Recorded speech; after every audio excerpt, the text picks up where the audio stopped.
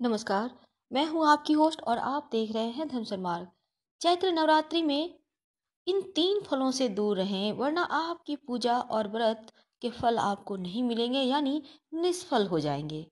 तो दोस्तों, आपको तो पता ही है, हमारे हिंदू धर्म में पूजा पाठ का बहुत महत्व है और भगवान को हम खासकर फल तो जरूरी अर्पित करते हैं। फल है, मिष्ठान है, बहुत कुछ है। साथ ही भगवान की पूजा के समय हम प्रसाद के रूप में पुष्प भी अर्पित करते हैं। लेकिन कुछ नियम है जो जानने आपके लिए बहुत जरूरी है, ताकि माता रानी की कृपा आप पर बरसती रहे।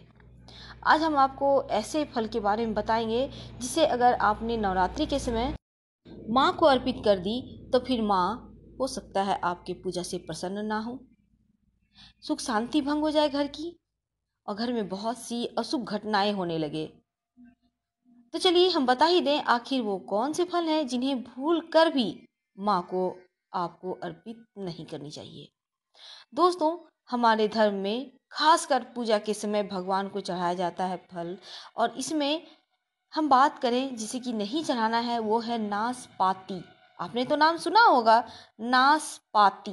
जी हाँ दोस्तों, आप भले ही केला से पपीता, अनार, आम आदि प्रसाद के रूप में चढ़ा ले, लेकिन भूल कर भी नाशपाती मत चढ़ाएं।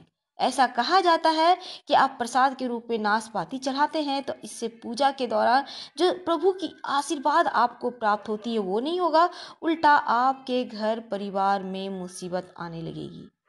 आपको पता है वो नाशपाती है क्या, जिसे हम पूजा के दौरान नहीं अर्पित करना है? दोस्तों, इस फल से अगर आपने भगवान को भोग लगाया या प्रसाद के रूप में ग्रहण किया तो फिर ऐसा भी होगा कि आपको घर में पैसों की तंगी हो जाएगी। इसलिए बेहतर होगा कि आगे से आप ये संभल के रहें कि नाशपाती प्रभु को अर्पित नहीं किए जाते। कोई भी भगवान है, सिर्फ माँ दुर्गा ही नहीं, इन ये नाशपाती पूजा में यूज ही नहीं होता। इस बात का खास ध्यान रखिएगा। अगर आपको अभी तक पता नहीं था तो अब तो पता चल गया है। और बाकी के 2 फल जिसे सिर्फ माँ दुर्गा को अभी पूजा के समय अर्पित किए जाते हैं, तो इसमें अर्पित नहीं खाने चाहिए। उसमें से है चैत्र नवरात्रि में बेल। 6 पूजा जब होती है तब आपने सुना होगा बेल बरन पूजा होती है। बेल गाछ के नीचे कुछ पूजा पाठ होते हैं। तो यहाँ पर क्या होता है, जब बेल बरन पूजा होती है तो कहते हैं नवरात्रि के दिन में चूंकि माँ को बेल गाछ से निमंत्रण दिया जाता है तो बेल नहीं खानी चाहिए। आप पहले खा सकते हैं, बाद में खा सकते हैं, कोई दिक्कत नहीं है। और कुम्हड़ा, कहते हैं कुम्हड़ा अष्टमी के दिन बलि पड़ता है।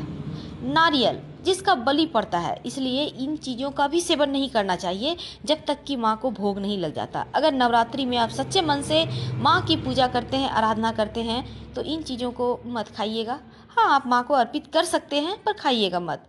अगर 4-8 दिन नहीं भी खाएंगे तो कोई खास फर्क नहीं पड़ेगा। माँ को मत अर्पित कर सकते हैं पर खाइएगा मत, इस बात का ध्यान रखिएगा, वरना आपकी पूजा पाठ जो भी आपने किए हैं उसके फल आपके नष्ट हो जाएंगे।